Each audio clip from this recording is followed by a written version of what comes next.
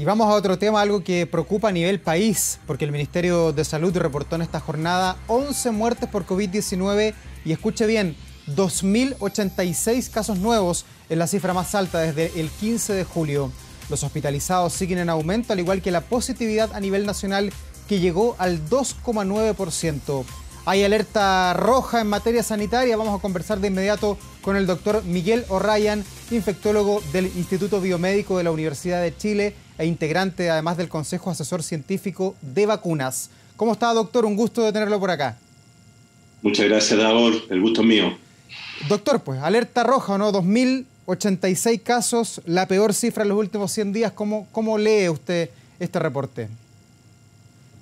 Bueno, es un incremento esperable. Yo creo que es importante señalar que esto no nos llama la atención. Obviamente hay que estar ocupado de ello.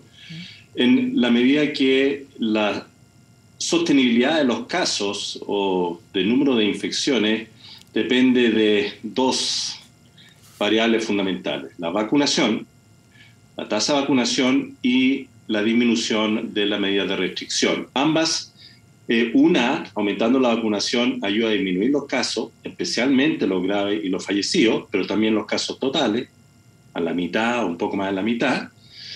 Mientras que la disminución de la restricción, en la medida que nos empezamos a reunir mucho más, especialmente si lo hacemos sin mascarilla o mezclados vacunados con no vacunados, aumenta la transmisión viral y claramente se asocia con el número de casos. Es en ese balance que nos manejamos ahora y que nos vamos a seguir manejando por mucho tiempo, esperando que vaya sostenidamente aumentando la vacunación, aún con refuerzo de dosis, de tal manera ir logrando un mayor impacto.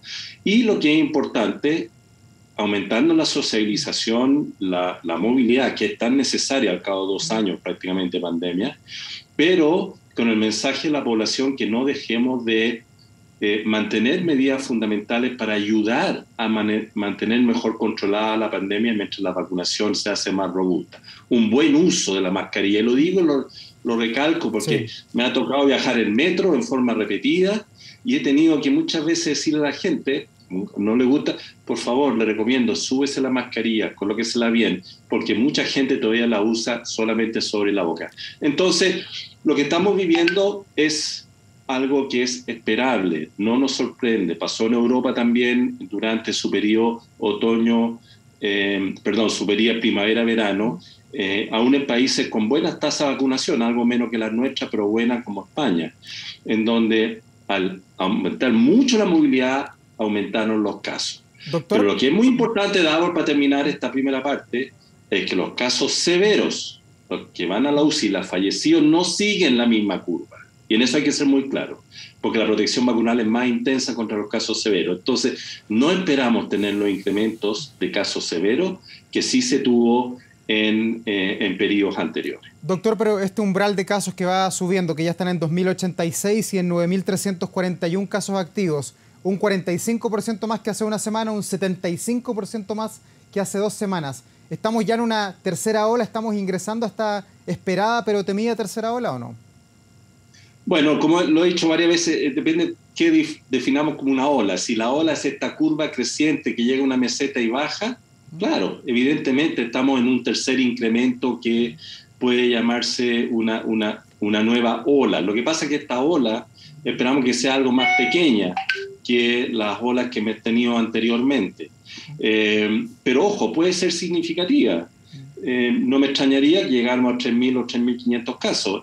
Espero que no lleguemos mucho más allá, me puedo equivocar aún, porque vuelvo a repetir, estas olas que se vieron en Europa de número de casos con las vacunaciones crecientes, como todavía estamos nosotros, estamos más arriba, pero fueron bastante significativas.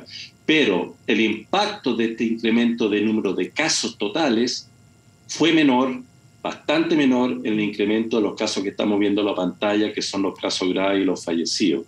Y eso gracias a la vacunación importante, especialmente, y aquí hay que ser también y dar el mensaje, de los adultos mayores de 55 años o quienes tienen factores de riesgo como hipertensión, diabetes, obesidad, que son quienes, siendo infectados, tienen mayor riesgo de tener infección grave. Y habiendo tenido 2 dosis de vacuna, especialmente Sinovac, y habiendo pasado el tiempo, es muy importante que se coloquen la dosis de refuerzo para producir ese refuerzo del sistema de inmunidad para disminuir su riesgo de infección, no completamente, pero para disminuirlo, y si se llegan a infectar, disminuir en forma muy importante el riesgo que sufran lo que estamos viendo ahí, que es caer a la UCI o fallecer. Doctor, pero con este escenario en que las cifras van aumentando, ¿usted cree que es bueno mantener la alta movilidad que tiene hoy día el país? Ha dicho el ministro Enrique París, lo decía esta semana, no vamos a volver a las cuarentenas a pesar de que aumenten las cifras. ¿Le parece correcta esa decisión de que haya tanta libertad? Uno sale al centro, está todo lleno, los centros comerciales llenos, y eso no es en Santiago, es en todo Chile.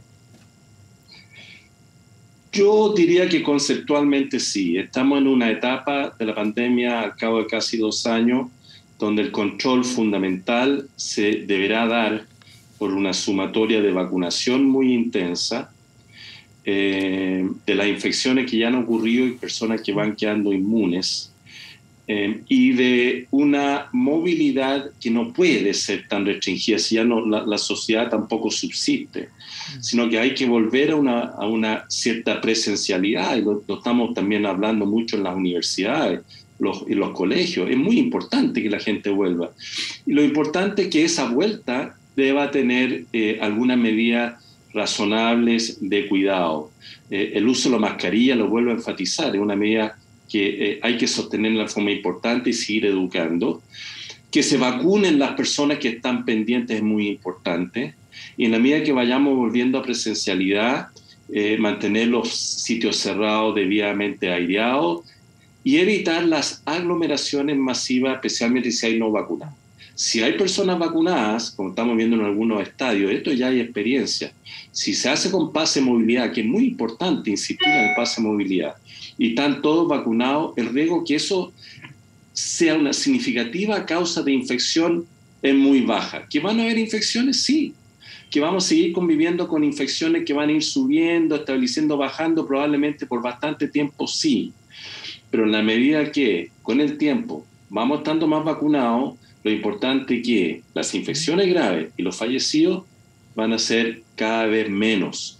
Entonces vamos a tener que aprender a convivir con esta posibilidad de que puedan aparecer infecciones, pero si yo estoy vacunado y me infecto, lo más probable es que va a ser una infección leve a lo más moderada. Doctor, y ahora que está comenzando, ya estamos en la primavera y hace harto calor en Santiago y en la zona central, nos vamos derechito al verano con más de 30 grados. Con lo que se sabe, con lo que se ha investigado sobre este virus, ¿el calor finalmente es un elemento a considerar en la transmisión o en la transmisibilidad de este virus o no?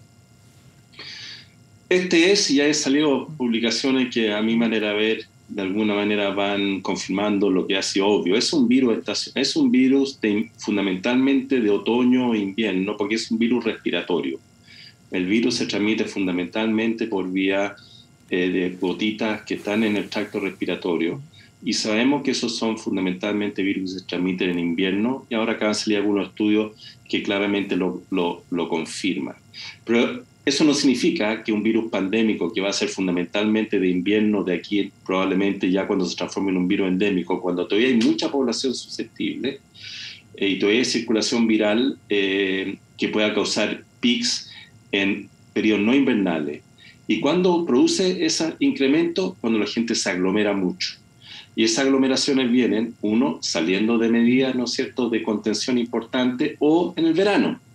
Porque en el verano obviamente hay un ambiente de jolgorio y de fiesta y hay muchas reuniones bastante masivas. Entonces, el mensaje es, vamos a tener que seguir cuidándonos, cada vez menos exigentes esas cuidadas, pero tenemos que seguir cuidándonos para mantener este equilibrio entre las vacunaciones creciente, eventual refuerzo, y una vida lo más normal posible, pero que tiene que mantener este grado de restricción que, como hemos dicho ya varias veces, incluye: yo me vacuno y tengo que ser responsable en vacunarme, me coloco la vacuna de refuerzo cuando esté indicada, uso la mascarilla, especialmente en espacios cerrados, y soy cuidadoso cuando voy a reuniones masivas, asegurándome que estén todos con pase de movilidad, y especialmente si yo tengo algún síntoma, no voy, me quedo en mi casa, me hago el test, y si soy positivo, hago un aislamiento. Esas son las medidas fundamentales, aparte del lavado de manos, la última, sí, que vamos a tener que mantener para ir manteniendo esta pandemia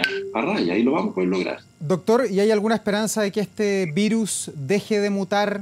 Hablábamos de la variante Delta, la Gamma, hemos conversado con usted un sinnúmero de oportunidades respecto a lo que va pasando con el virus, pero se ve ya la luz al final del túnel, pensando en la historia además de otras pandemias que generalmente duraron con mucha gravedad 2 años. Estamos ya cerca de los 2 años. ¿Hay alguna esperanza o no? Da la impresión que va a durar algo más que 2 años en circulación, pero eso no es novedad. Lo mismo pasó con el virus H1N1, en donde la fase más intensa de la pandemia, con la mayor tasa de casos agudos, ocurre durante el primero y el segundo año, y después empieza a decaer, y el virus pasa a ser un virus de circulación endémica, que sigue circulando todo el año, pero especialmente con los incrementos en invierno, otoño-invierno, y va a afectar fundamentalmente a personas que tengan riesgos especiales, especialmente si no son vacunados y en tasas mucho menores. Eso es lo que probablemente va a ocurrir con este virus. Siempre va a haber que estar atento a la posibilidad que aparezcan variantes.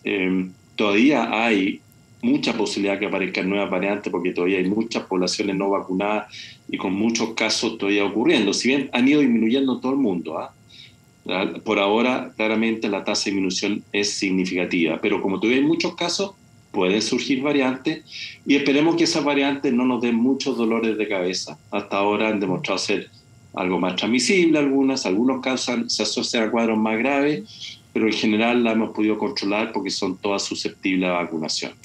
Esperamos que eso no cambie mucho, no hay mucha razón para pensar que de aquí en adelante eso pueda necesariamente cambiar, pero de todas maneras hay que estar atento porque nos pueden dar sorpresas. Doctor, y usted como integrante del Consejo Asesor de las Vacunas, ¿qué recomienda hacer con los rezagados? Se escuchan varios planteamientos, algunos dicen, bueno, todas las penas del infierno para el que no se quiere vacunar, escondidos en su casa prácticamente como lo han hecho algunos países de Europa. Acá en Chile, ¿qué debemos hacer? Conociendo además la realidad, la idiosincrasia, lo cultural de Chile. Yo creo que la estrategia del pase de movilidad es muy buena porque es una estrategia que no fuerza a nadie, no se puede forzar a nadie a vacunarse. Pero en el fondo las personas que no se vacunan y que sabemos que son un riesgo para sí mismos, pero también para los demás, entonces dejan de percibir algunos privilegios o privilegios, no diría derechos, sino que privilegios que tienen personas que sí cumplen con este deber. Y muchas personas que no creen, no hemos logrado convencer con los datos y con la información de la importancia de vacunarse, pero sin embargo, ante la posibilidad de no poder asistir a un evento o una comida o a viajar, dice, bueno, me tengo que vacunar. Y mientras eso lo hagamos firme y se mantenga ese requisito y se haga ese control, creo que lograremos que algunos más de estas personas reticentes se vacunen. Más medidas que esa se ve difícil y solamente ojalá convencer a quienes no se han vacunado que sepan que están en un riesgo mayúsculo de infectarse y son los que están en mayor riesgo de terminar en la cama que estamos viendo ahí en la proyección y en fallecer. Doctor O'Ryan, lo último, pensando en los días que vienen y en que van subiendo las cifras, ¿cuál es la cifra que hay que ponerle mayor atención para determinar que el virus está muy fuerte en Chile? Tenemos 2.086 casos, 9.341 activos, la positividad en 2,9, los muertos son 11, hay 434 personas en la UCI. ¿Cuál de esas cifras es la que hay que mirar ahora para entender la pandemia? Las camas UCI, fundamentalmente. Las camas UCI son las fundamentales porque en la medida que mantengamos las camas UCI relativamente no estabilizadas, pero un incremento controlado, obviamente seguido de eso van a haber menos fallecimientos porque ocurren después, pero ahí es donde está impactando más fuertemente las vacunas.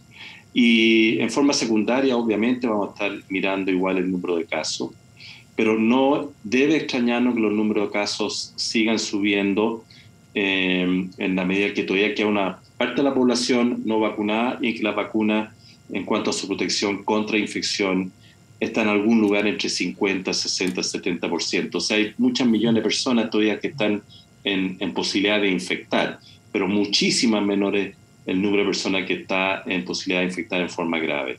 Si empieza a subir las camas UCI, más allá de lo que razonablemente esperamos, ahí nos entraríamos a preocupar. Pero no es lo que se vio en Europa, que tuvieron estos mismos pics y las camas UCI subieron, pero subieron poquito, mucho menos que el año anterior y después tendieron a empezar a bajar nuevamente. Vamos a ver cómo sigue. Eso es lo que razonablemente podemos esperar que ocurra acá también y que hay que estar observando, por cierto, en forma cercana. Doctor Miguel O'Ryan, muchas gracias por conversar hasta ahora con nosotros. Muy gentil como siempre. Muchas gracias, Davor. Un gusto. Que esté muy bien.